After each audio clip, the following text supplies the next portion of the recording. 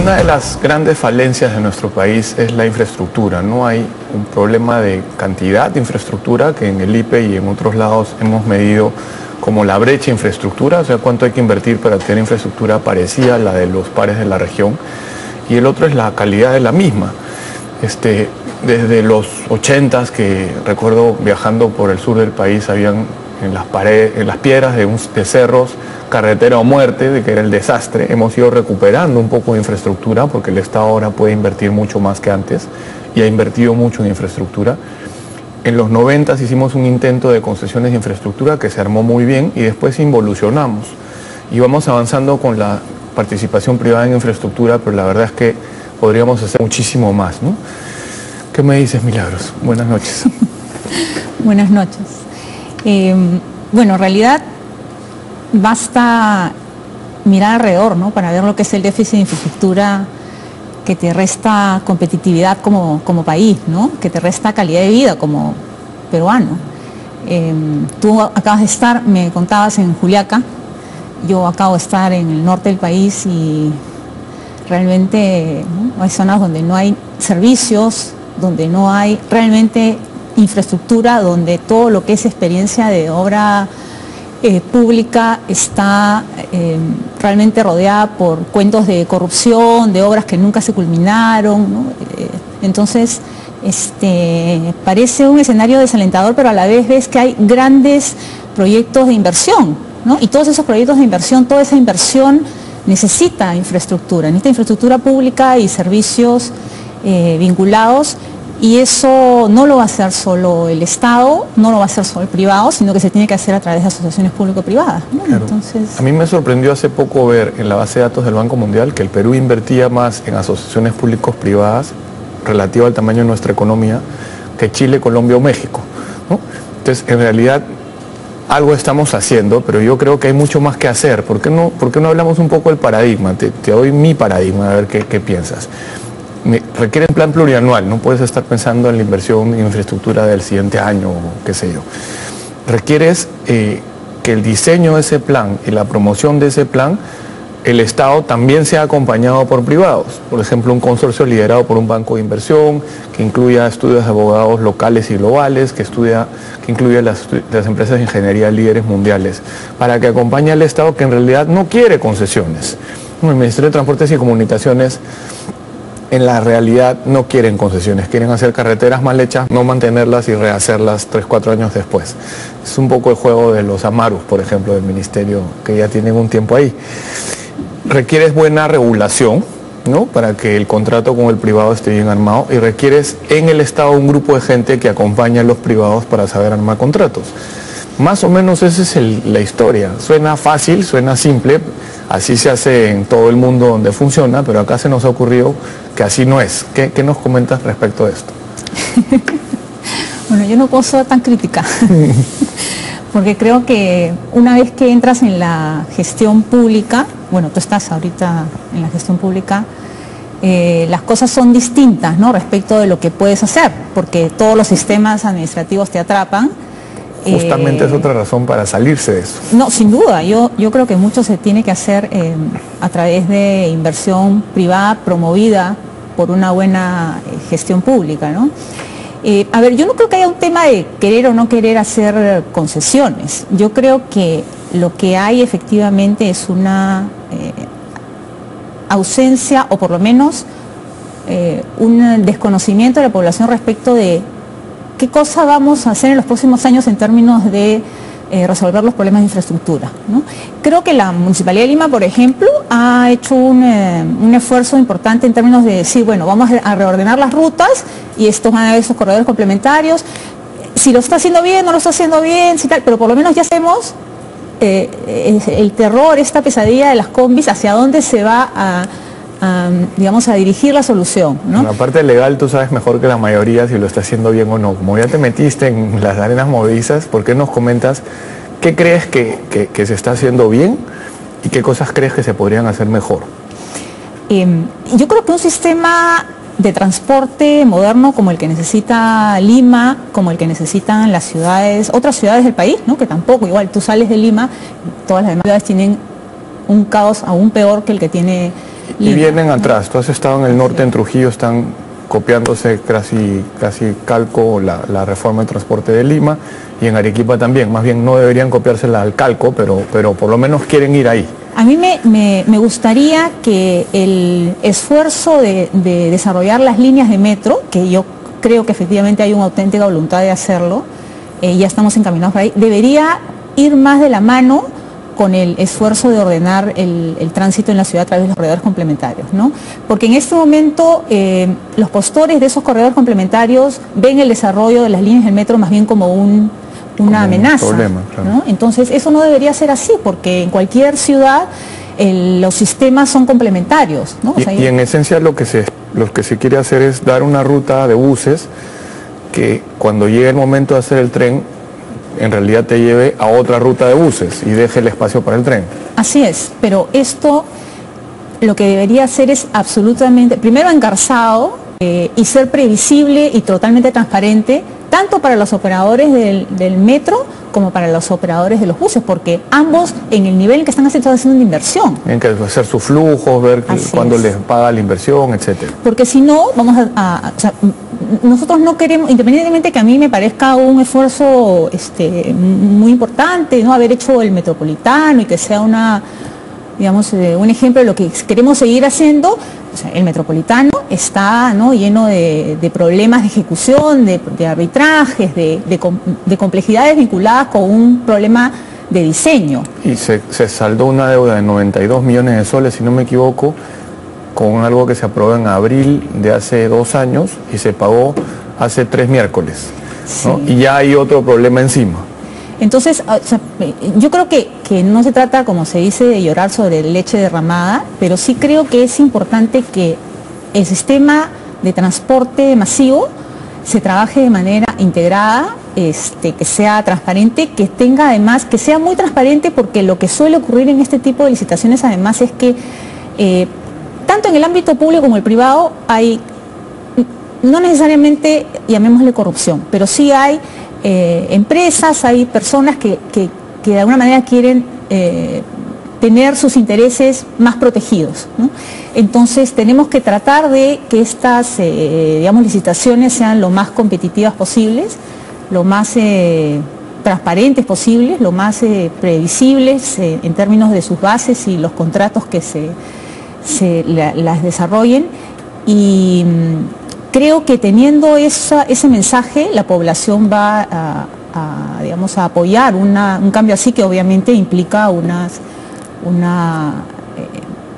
cambio también en costumbres, ¿no?, en actitudes de... Vamos a aterrizar más. Las bases salieron hace poco, pero las bases han sido observadas después de que fueron puestas a disposición de los postores.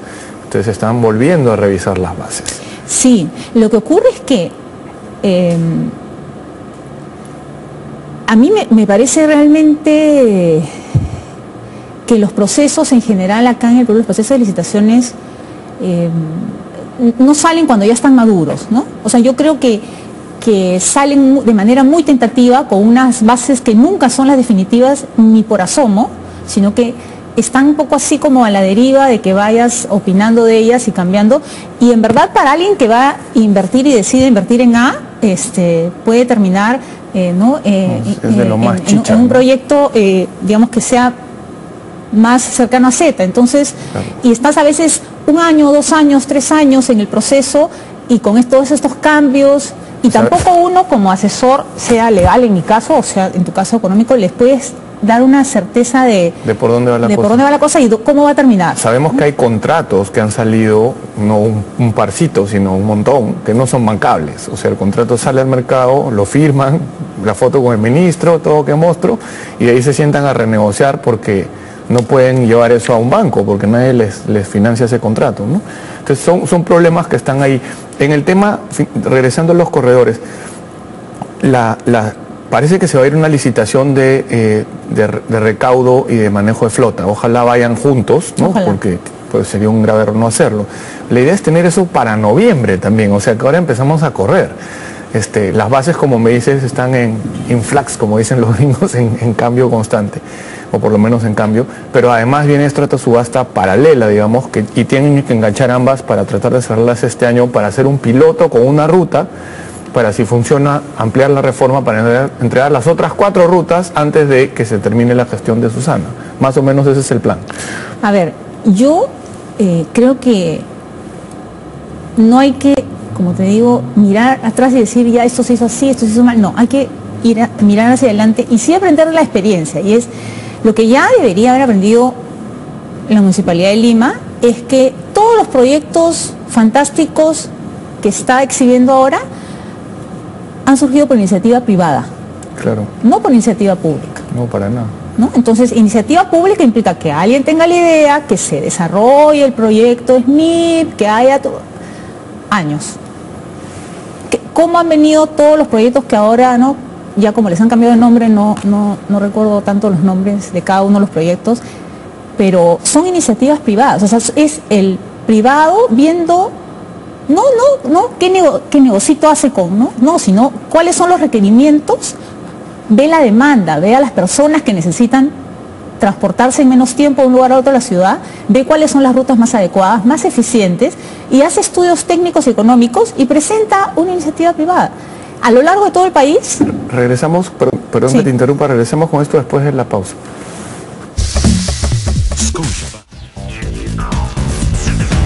Estábamos hablando de las iniciativas privadas, tanto básicamente de obras viales, de grandes obras viales en la ciudad de Lima, ¿no? De la reforma del transporte en Lima, pero también quería en algún momento regresar a la parte nacional, ¿no? Ahora hay una serie de instrumentos legales, está la Ley Marco de Inversión Pública Descentralizada que creó las APPs, las iniciativas privadas, perdón, ya estaban desde antes las APPs, ahora hay iniciativas privadas cofinanciadas que finalmente se reglamentaron, obras por impuestos ha sido ampliado. Entonces, ¿cuánto puede hacer un privado? ¿Cuánto hacen tus clientes? ¿Cuánto quieren hacer tus clientes en inversión pública, privada, en los últimos meses y en los siguientes años? A ver, yo creo que es muy positivo que tengamos distintas alternativas para desarrollar inversión en infraestructura y en servicios públicos, ¿no? O sea, a mí me parece fantástico, creo que se ha hecho un esfuerzo muy grande y muy rápido, además, por perfeccionar la legislación de obras por impuestos, que se va a vincular además a los mecanismos de APPs. Hay una gran expectativa porque esto sea así, porque no solamente se trata de un mecanismo de hacer obras por impuestos, o sea, de financiar obras, sino de que estas obras sean mantenidas adecuadamente y sean además los servicios brindados de manera eficiente. Entonces hay una gran expectativa para que esto sea había todo un tema pendiente si se podía mantener, ¿no? Con obras por impuestos. Bueno, ¿esto ya ahora, se definió? Sí, ahora hay ya se ha dado esta nueva ley que modifica la ley de obras por impuestos y se ha establecido 2 cosas bien importantes. Una de ellas es que se puede, a través de asociaciones público-privadas, hacer la operación y mantenimiento de las obras. Y adicionalmente se puede incluir en el proyecto de inversión pública el mantenimiento, ¿no?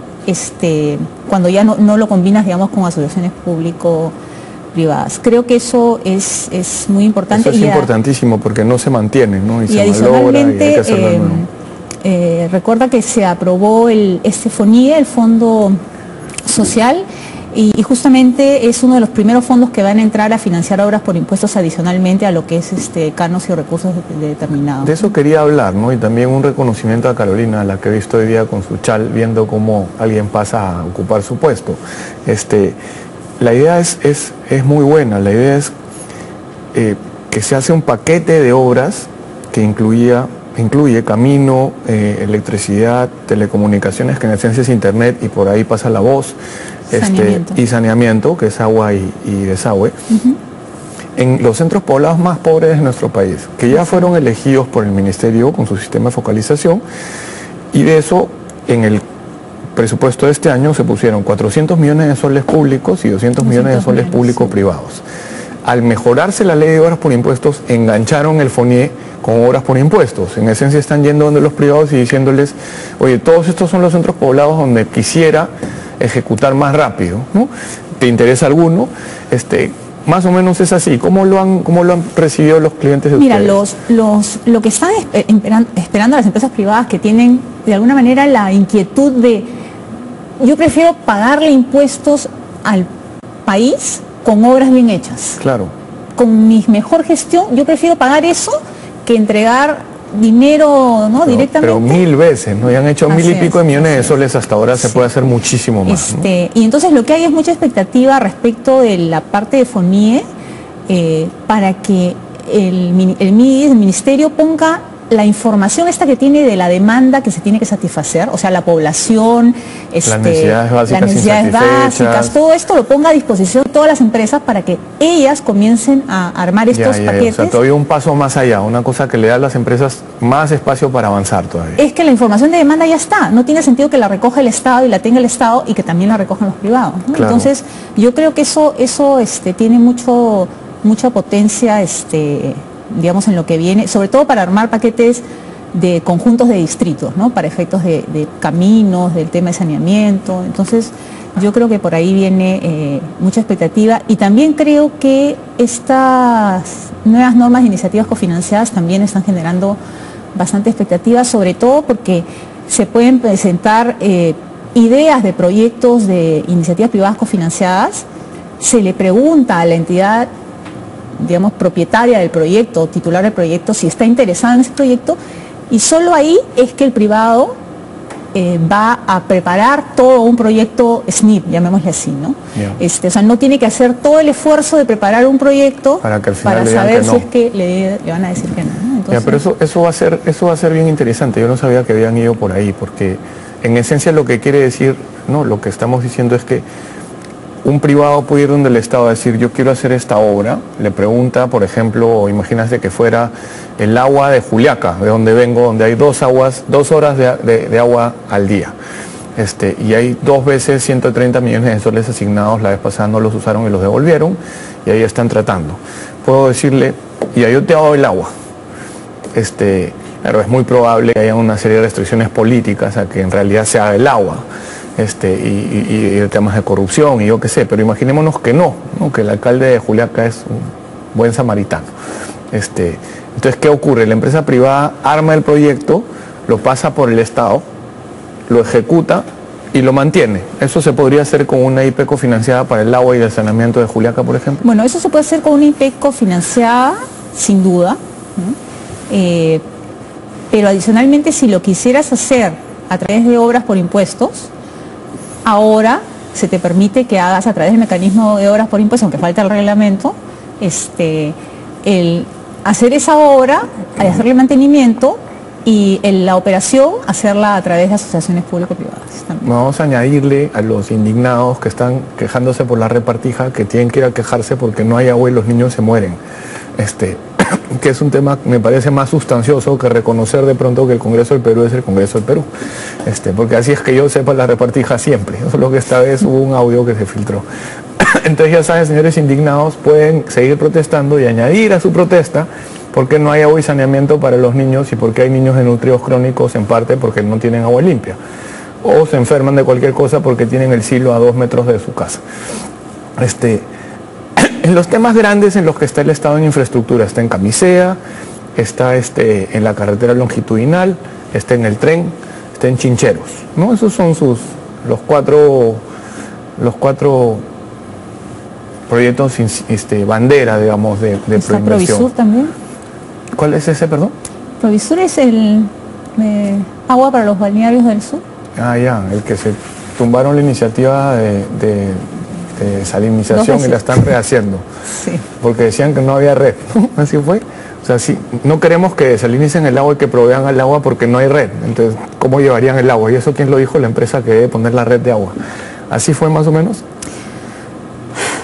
La verdad que fue una historia de cuento, ¿no? Fue una historia de cuento de esas que hacen que la inversión privada sea pues una inversión de aventura, ¿no? En el sentido de que no es previsible, ¿no? O sea, se da una iniciativa privada, se declara interés, hay terceros interesados, el tema sigue adelante, luego se cancela, ¿no? Luego se convoca, luego se cancela. Y entonces esto implica que los que están dispuestos a invertir en eso estén teniendo que estar años a la expectativa o simplemente llevarse sus inversiones a otra parte. Claro. Con el agravante en ese caso en que los terceros interesados habían puesto unas fianzas bastante que cobraron, costosas, ¿no? que no podían dejarlas sin efecto. Claro. Tenían que seguir ahí, ¿no? Entonces... Bueno, muchas gracias, Milagros. Regresamos después de la pausa. Gracias.